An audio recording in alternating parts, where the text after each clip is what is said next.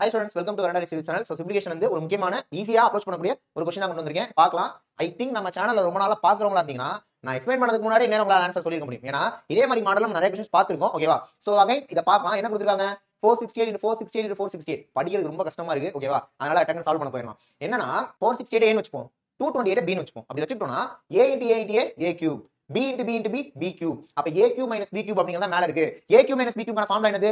a minus b into a square plus ab plus b square. Second என்ன சொன்னோம்? a square plus ab plus b square. அப்படியே இத பாருங்க, a square plus ab plus b square அப்படிதான் இருக்கும். அப்ப அந்த டேர்ம் கேன்சல் ஆகி ரிமைனிங் எனக்கு a minus bங்கிறது மட்டும் தான் ஆன்சராவே இருக்கும். ஓகேவா? ரொம்ப கன்ஃபியூஸ் பண்ண மாதிரி இருந்தா கன்ஃபியூஸ் ஆக வேணாம், ஜஸ்ட் இத மட்டும் பண்ணீங்கன்னா போதும். என்ன இருக்கு?